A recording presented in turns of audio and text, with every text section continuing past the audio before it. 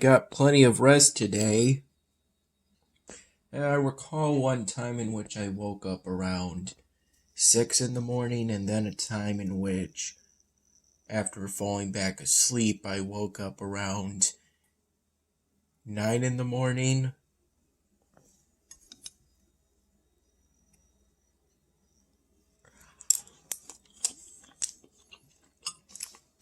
And that was the time I got up in order to prepare for my next whole blood donation, which was going to be at 11:15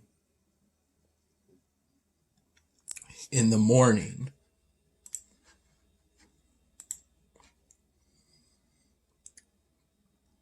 While getting ready,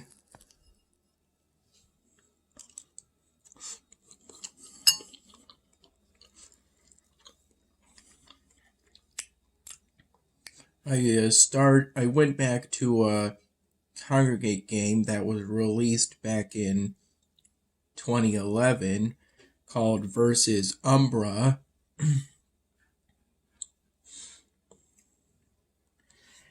And played it until I got to the point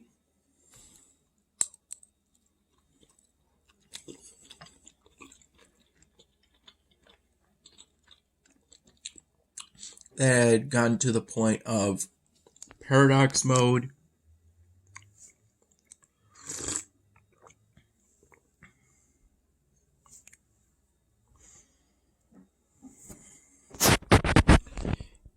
And reached around level 22.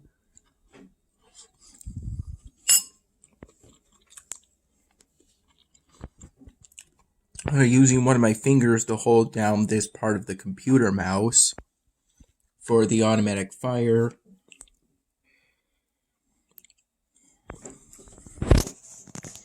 Pressing these keys for moving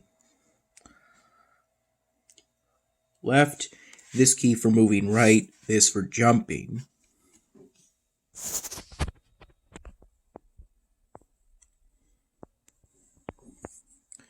This playing of Versus Umbra extended it until maybe about 3:30 p.m. after the whole blood donation.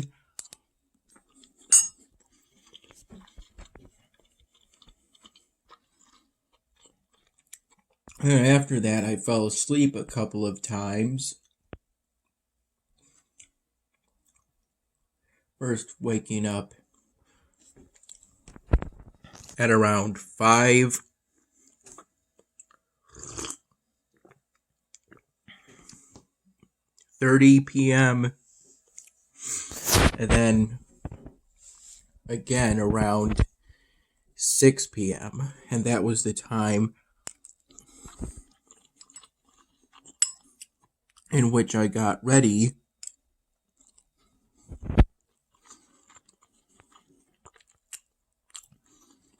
at a slowish pace, at a casual pace,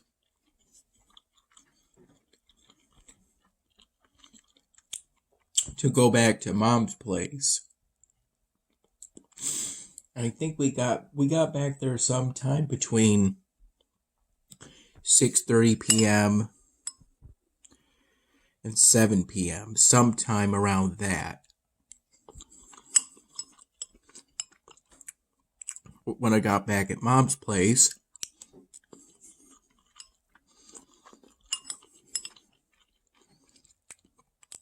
I had a sparkling ice beverage, fruit flavored.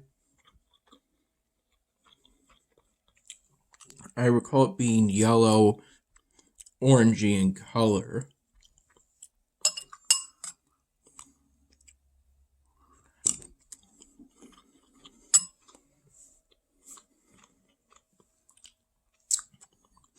Something to that effect.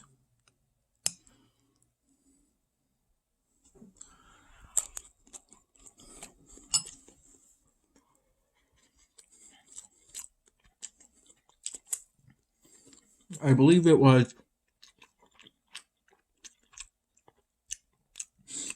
around 9:30 p.m. when Mom finished preparing this dish, of which I'm currently having leftovers, which is essentially Thai-style red curry chicken, which came in one of those plastic bags. My best attempt at what it's technically called is a tenderizing bag, something to that effect.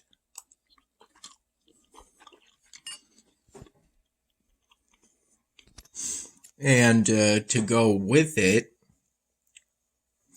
Mom made some, I believe this is balsamic rice, according to my best recollection.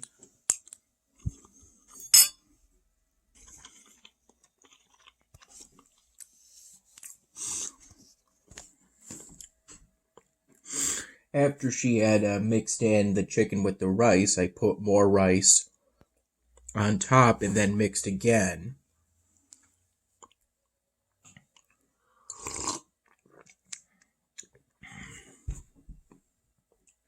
As for the blood donation itself, we were initially going to go out to eat at a diner.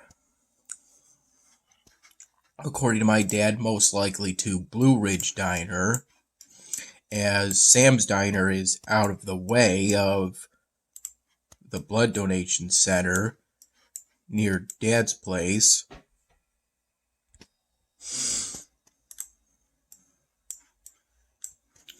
And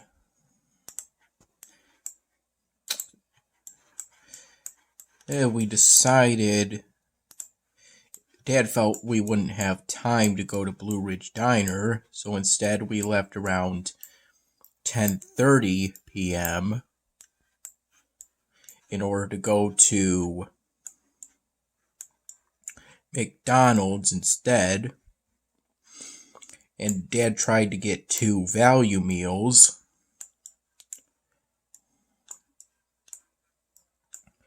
That included a hash brown with an egg McMuffin with sausage.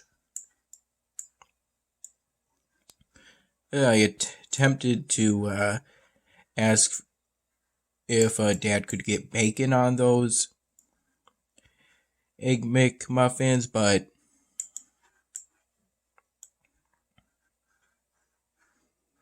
he declined on that.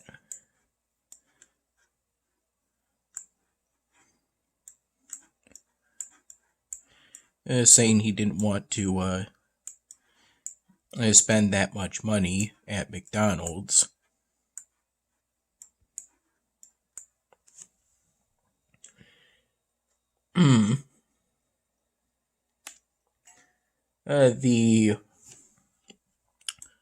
Whoever took his order ended up mishearing him, according to them, and they forgot the hash browns. Dad got me some orange juice. And with the orange juice and the 2 egg McMuffins with sausage,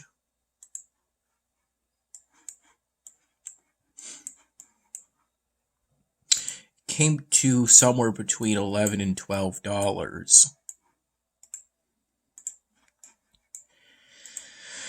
It led me, after the blood donation, to wonder if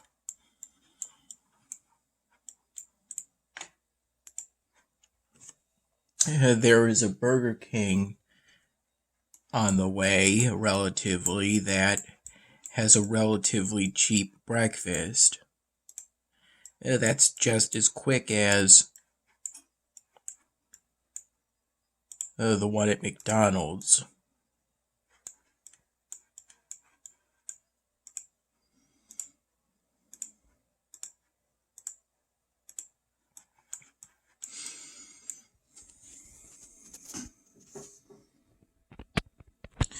Yeah, I initially thought when Dad said we would eat the McDonald's food at the parking lot, I initially thought he meant the parking lot at McDonald's, but it turns out he meant the parking lot of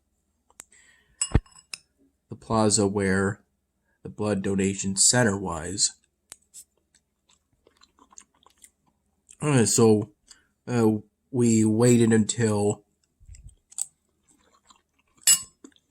Dad drove over to that plaza.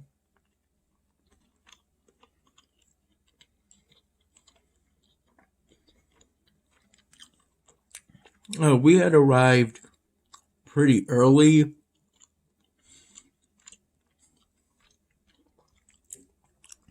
It was around 10:40 when we arrived,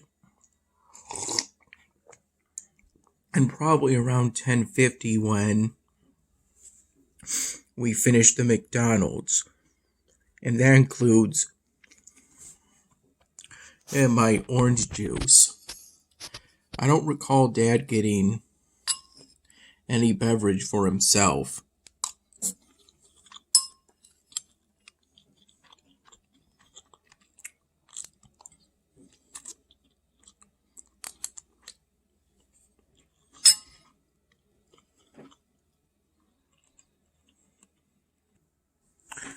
After some small talk, it was around 11:05 a.m. I think if I may have accidentally said p.m. when I meant a.m.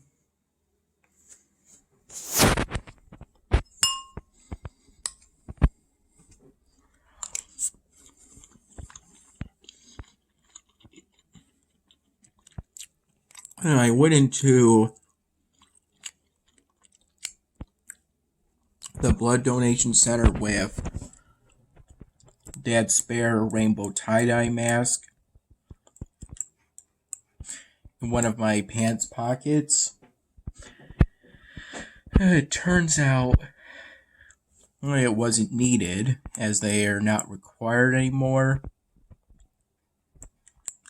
at American Red Cross blood donation centers. Yeah, but you're still free to wear a mask if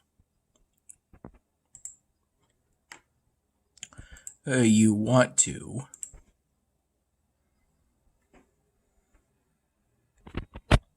And I ended up bringing that mask into Dad's apartment unit, leaving it at the kitchen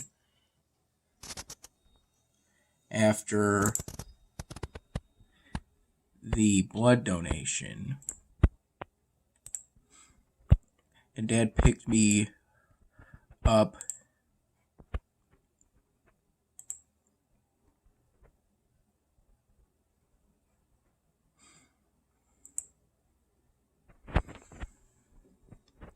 from the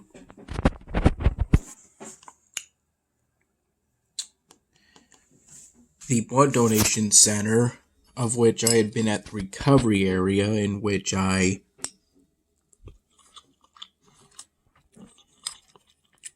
had a bag of Cheez-Its, a bag of white cheddar smart popcorn, and a little aluminum can of orange juice.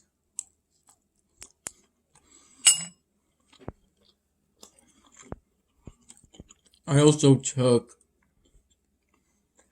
a styrofoam cup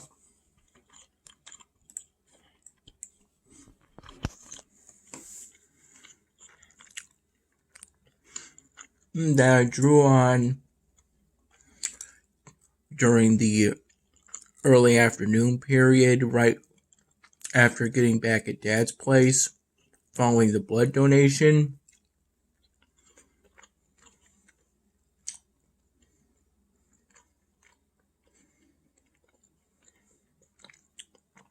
It was during that period that I took the Band-Aid that was wrapped around the top of my middle finger following the hemoglobin test.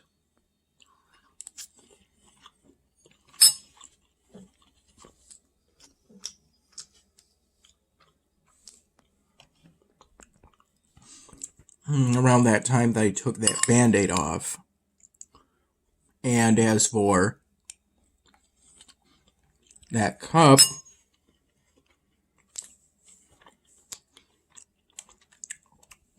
I'm going to use a red Sharpie marker to draw blood drops.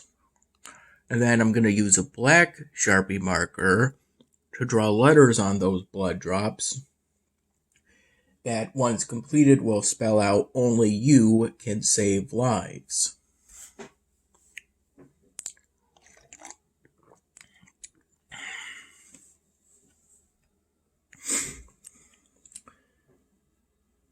I might squeeze "Donate" somewhere on the back of the cup.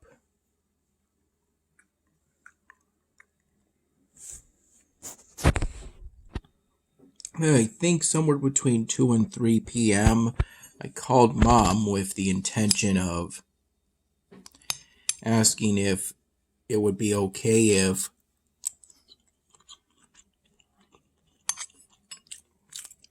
staying at Dad's place and she could pick me up from there. But I think I ended up not doing that after Mom mentioned that she went grocery shopping and got this chicken and corn on the cob. Basically, I wanted to have dinner at Mom's place rather than at Dad's place, even though he did get stuff from Aldi's.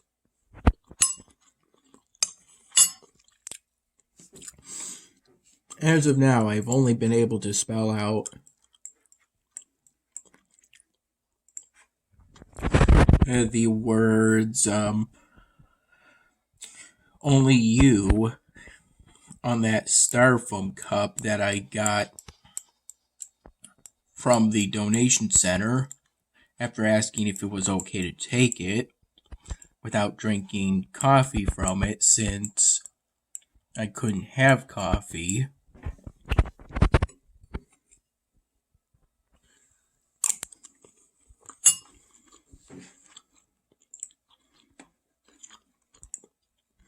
And it was okay.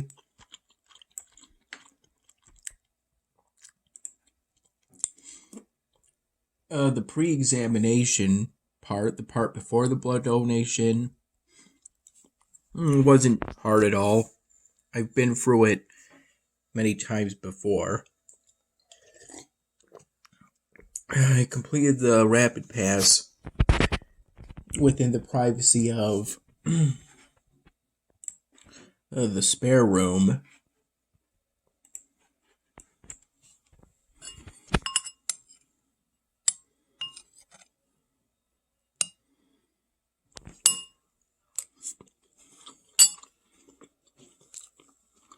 At around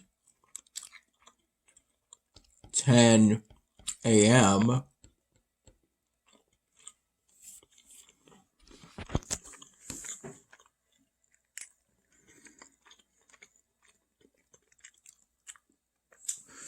so I got through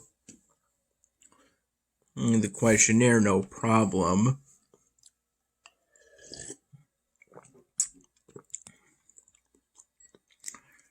I answered some basic questions to ensure my records were accurate.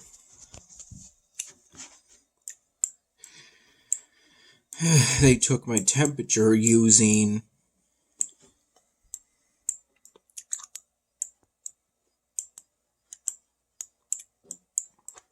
that machine I remember from elementary school. Not that that's a bad thing or anything. It works perfectly fine, so there's nothing wrong with continuing to use that.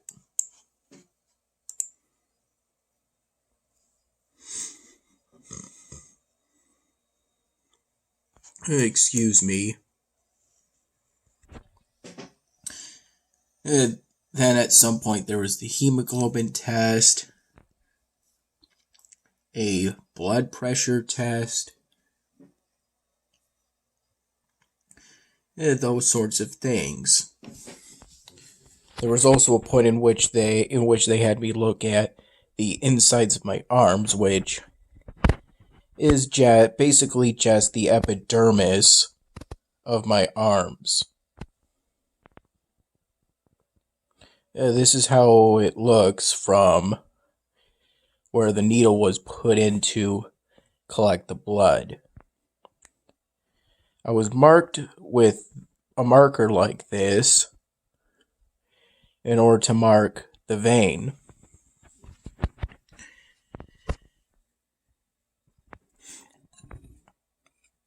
Before that point, though, I did something where I would raise one foot for a few seconds, lower it, and then do the same for the other foot.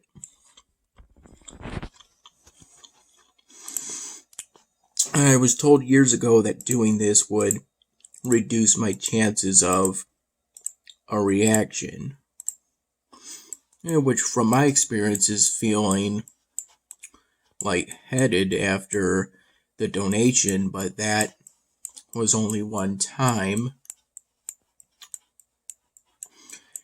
and it was at least partially my fault, since the day that happened, it was because the day that happened I hadn't slept or had breakfast in the morning prior to the donation, and I think the donation was either in the morning or in the early afternoon.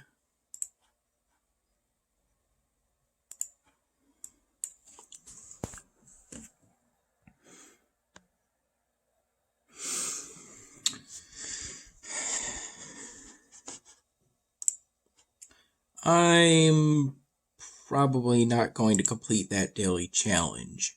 I'm going to hold off for these quests for now.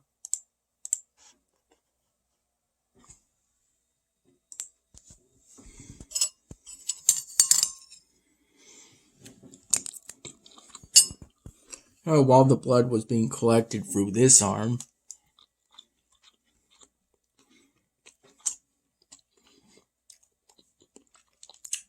there was a sort of stress bar in which I would do light squeezes on and off. A light squeeze every 5 seconds.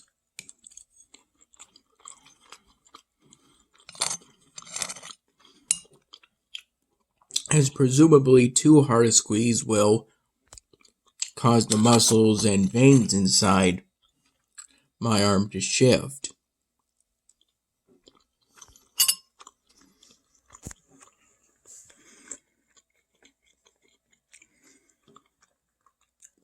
It's the same reason you have to have your arm still while the blood is being collected, basically while the needle is in you. After the donation, I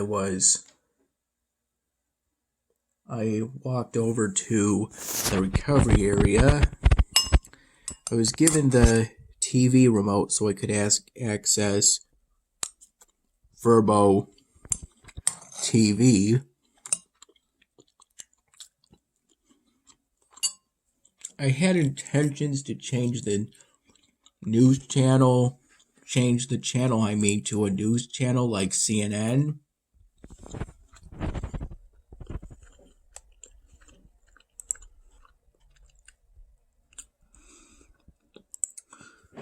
But then I instead opted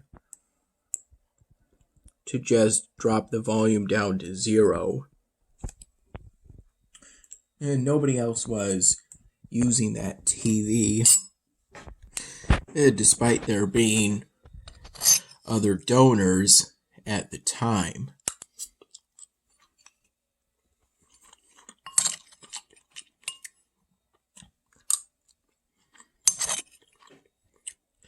I took an extra bag of white cheddar smart popcorn and 2 more of those little aluminum cans of Welch's apple juice for the road. And when Dad came to pick me up, I think I can walk back there, but it's still nice to get a ride. It makes things easier. I know that blood donation center is close to Dad's place. I'm just not sure how close.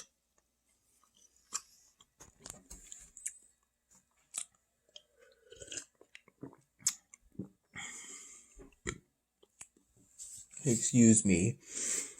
One of the staff members, someone with light brown skin and who was male,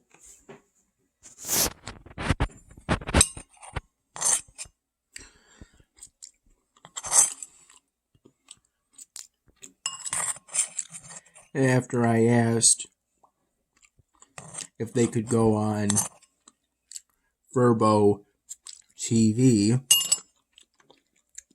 which is one of the functions that smart flat screen TV has.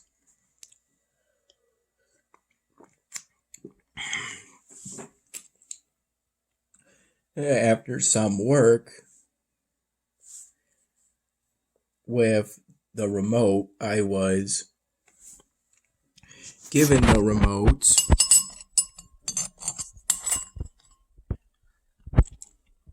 so that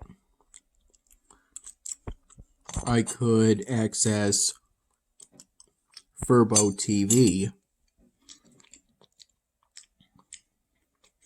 It's spelled FUBO from what I can recall, and the TV part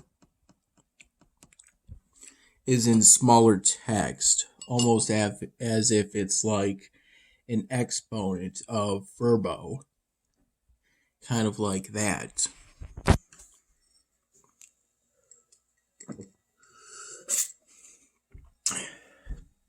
I figured out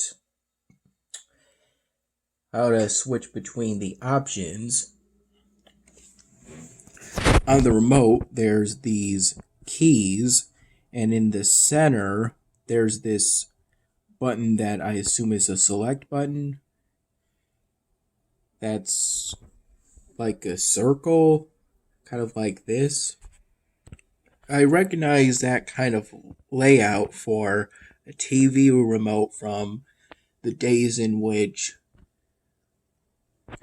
my immediate family used to have a car that had a TV built in for the passengers. Primarily me and my sister back in the day. That was many years ago.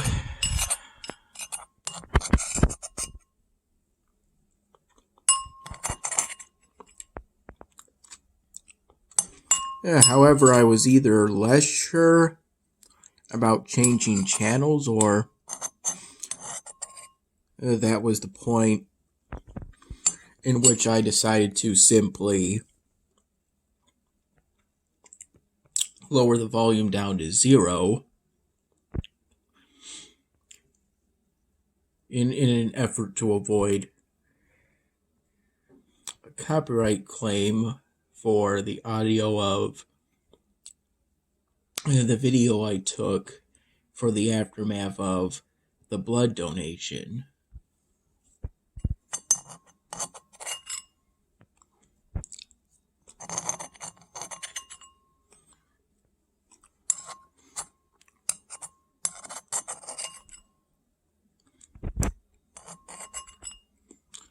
I explained it as such to the same staff member that handed me the remote when he turned the volume back up, and it was okay to turn the volume back down. After all, and nobody else and nobody was using that TV.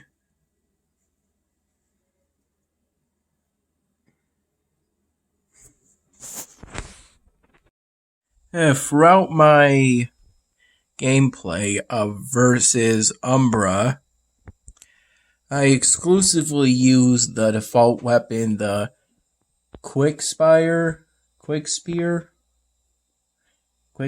think, except during the random weapon round of the Iron Fist tournament on planet Caesarian. It starts with an S. I'm not entirely sure on how to pronounce it, though, at this time.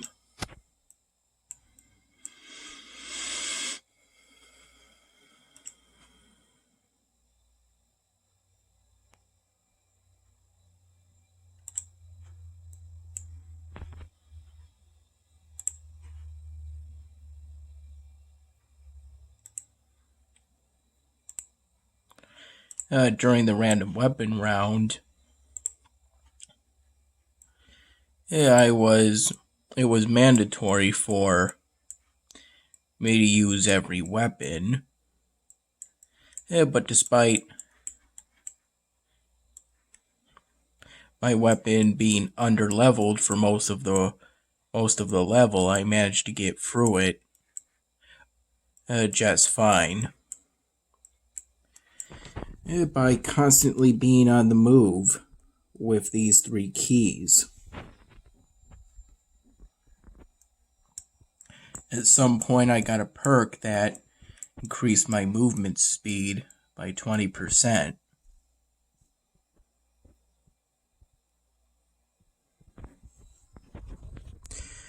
Since I think either every 15 seconds or every time I either took a hit or the current weapon ran out of ammo, I would switch to a different weapon.